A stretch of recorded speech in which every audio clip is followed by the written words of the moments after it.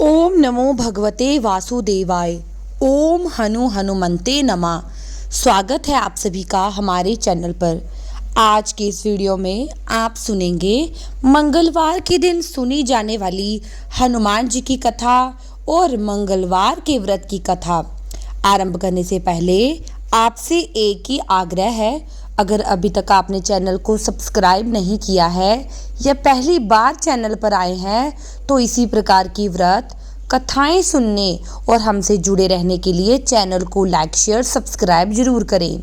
और अगर कथा पसंद आती है लाइक करें और औरों के साथ इस कथा को शुरू करें। तो शुरू करते हैं आज की कथा। एक समय की बात है, हनुमान जी अयोध्या में भगवान श्री रामचंद्र जी की सेवा में लगे रहते थे। सुबह से लेकर रात तक हनुमान जी भगवान के सारे काम किया करते थे और उनकी सेवा किया करते थे। एक बार भरत के मन में ऐसा विचार आया कि भगवान श्री रामचंद्र जी की सारी सेवा तो हनुमान जी करते हैं, हमारे लिए करने को तो कुछ बचा ही नहीं। तो उन्होंने अपने भाइयों से और माता सीता से इस बारे में विचार विमर्श किया और चारों ने मिलकर एक सूची तैयार की, अर्थात एक काम की लिस्ट तैयार की जिसमें चारों ने अपने अपने काम बांट लिए और उसी प्रकार से भगवान श्री रामचंद्र जी के काम करने लगे।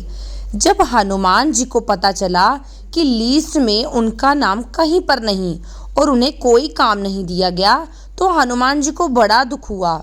उन्होंने भरत जी से कहा कि भरत भैया, मेरा इसमें कहीं पर नाम नहीं है, तो क्या मैं राम जी की सेवा नहीं कर सकता?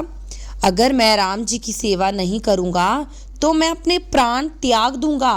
तब भरत जी बोले कि हनुमान, इस लिस्ट में हमने चारों ने अपने अपने काम बांट लिए हैं। इन कामों को छोड़कर तुम जो भी भगवान राम की सेवा में करना चाहो कर सकते हो। तब हनुमान जी ने विचार किया कि इस लिस्ट में या इस सूची में चुटकी बजाने का काम तो है ही नहीं। अगर भगवान राम को जमाई आएगी तो चुटकी कौन बजाएगा? तो हनुमान जी ने भरत की आज्ञा से चुटकी बजाने का काम ले लिया। अब तो हनुमान जी 24 घंटे दिन रात भगवान राम के सामने अपनी चुटकी तैयार करके खड़े रहते या फिर वीरासन में बैठे रहते। भगवान राम जहाँ भी जाते हनुमान जी उनके पीछे पीछे जाते, क्योंकि क्या पता वो सोचते कब जमाई आ जाए और कब चुटकी बजानी पड़े। ऐसा करते करते दिन रात राम जी की सेवा में लगे रहते। अब तो जब राम सोने के लिए जाते तब भी हनुमान जी उनके शयन कक्ष के साजे पर बैठकर चुटकी तैयार किए बैठे रहते। एक समय भगवान श्री रामचंद्र जी सेनागार में थे और हनुमान जी छज्जे पर बैठे थे और बस भजन करते हुए हनुमान जी को ये याद ही नहीं रहा और वे भजन करते करते चुटकी बजाने लगे और चुटकी बजते जा रही थी, भजन करते जा रहे थे। भगवान रामचंद्र जी भी अपनी लीला दिखाने लगे और बार बार जमाई लेने लगे। इधर राम जी जमाई लेते, उधर हनुमान जी चुटकी बजाते। अब ऐसा कई बार हुआ, 10, 20, 50, 100 बार तो रामचंद्र जी का मुख खुला रह गया।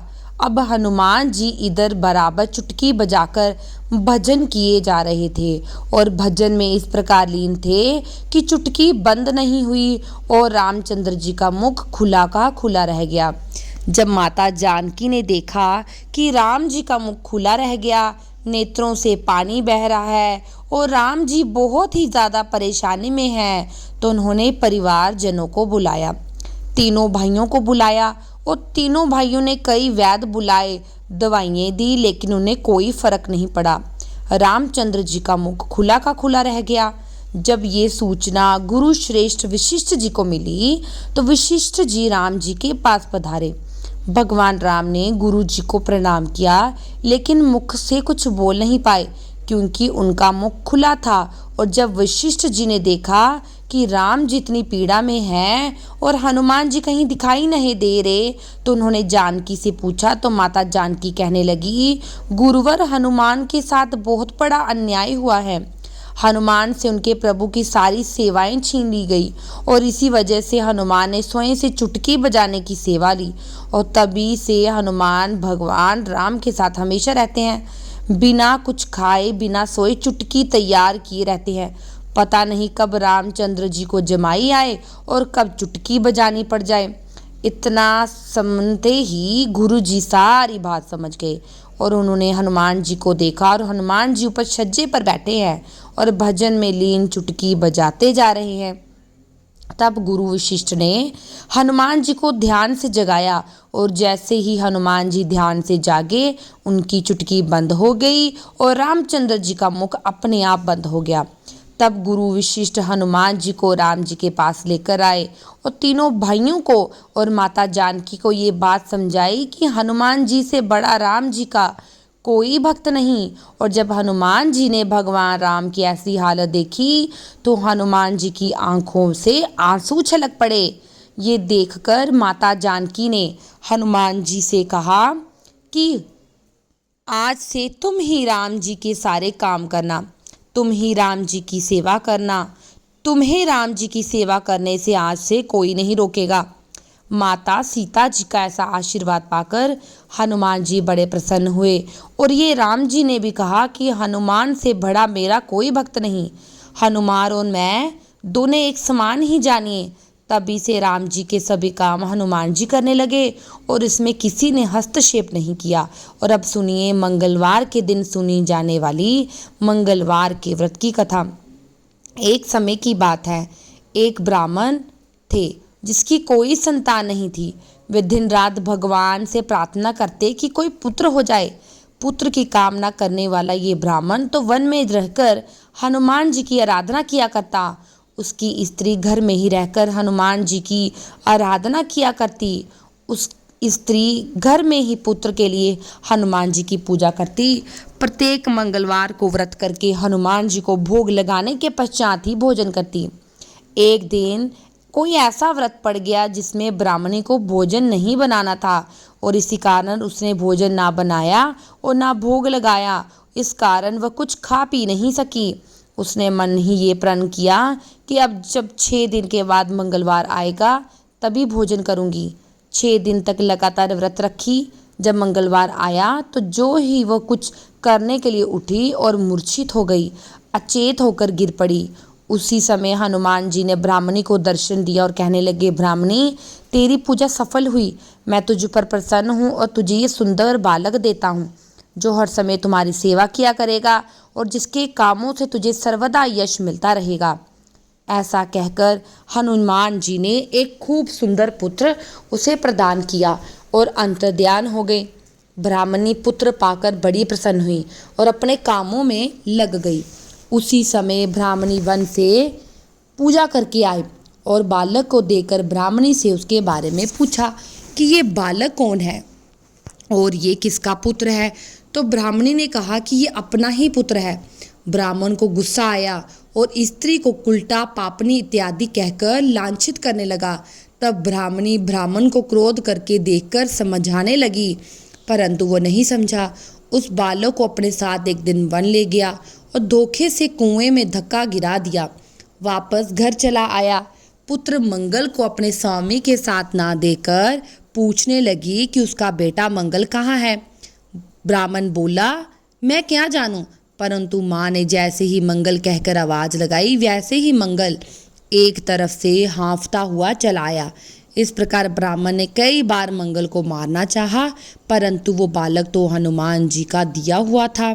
अंत हमेशा ही वह अपने प्राण बचाता रहा और ब्राह्मणी के आवाज़ देने पर वह बालक तुरंत ही उपस्थित हो जाता, जिससे वह ब्राह्मण अत्यंत आश्चर्य में पड़ गया।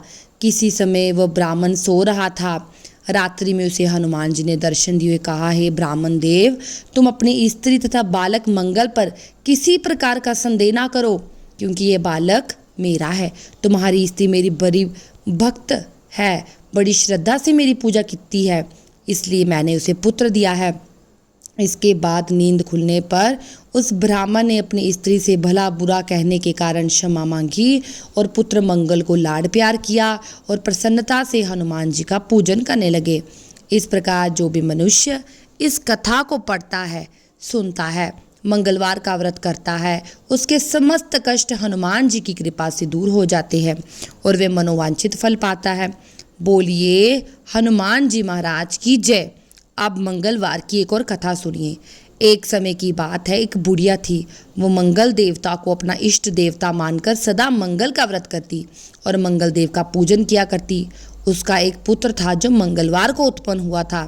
इस कारण उसको मंगलिया के नाम से बुलाया करती। मंगलवार के दिन ना तो वह घर को लीपती, ना पृथ्वी को खोदा करती।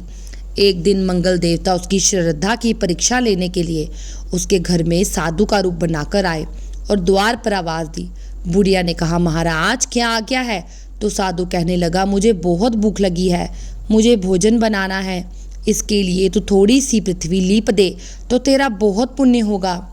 ये सुनकर बुढ़िया ने कहा, महाराज आज मंगलवार है और मैं मंगलवार का व्रत करती हूँ, इसलिए ना तो मैं चौका लगाऊंगी और ना ही मैं पृथ्वी खोद कूदूंगी।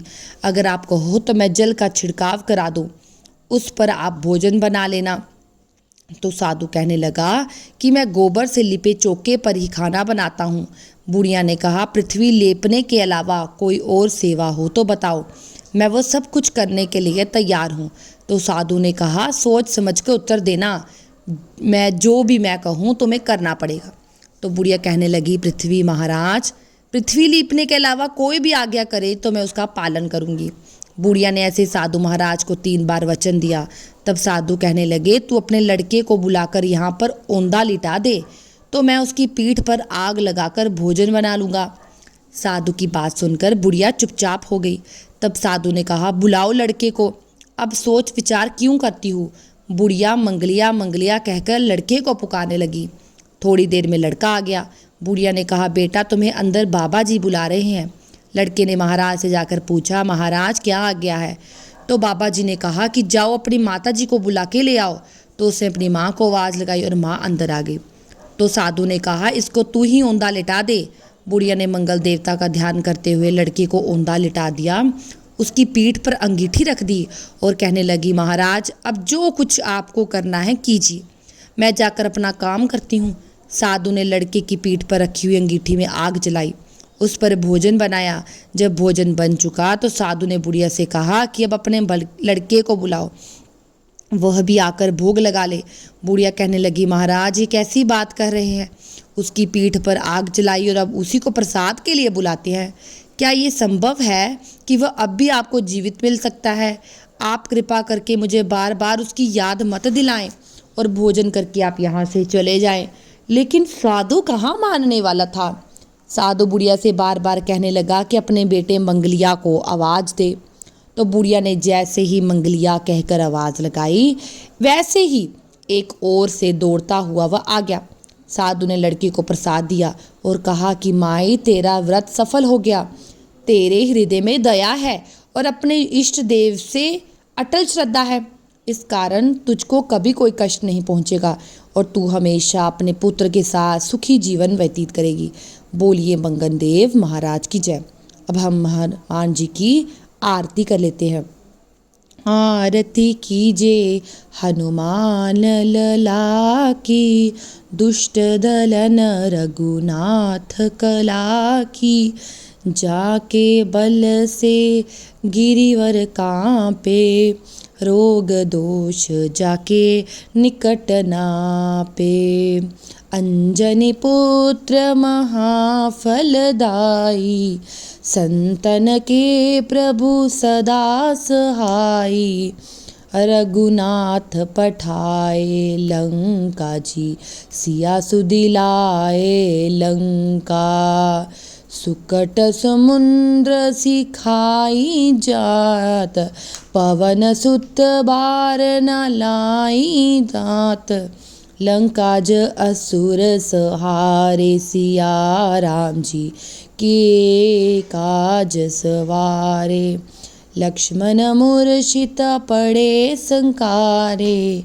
लाए संजीवन प्राण उभारे, बैठे पाताल तोर जमकारे, अहरावन की भुजा उखारे, बाएं भुजाए असुर संहारे, दाहिनी भुजा संत जनता उतारे, सुर नर मुनि आरती उतारे, जय जय जय हनुमान उचारे, कंचन थार कपूर लो छाई, आरती करत अंजना माई, जो हनुमान जी की आरती गावे, बस बैकुंठ परम पद पावे, आरती कीजे हनुमान लला की, दुष्ट दलन रघुनाथ कला की। मंगलवार व्रत की कथा संपूर्ण। बोलिए प्रेम से हनुमान जी की जय।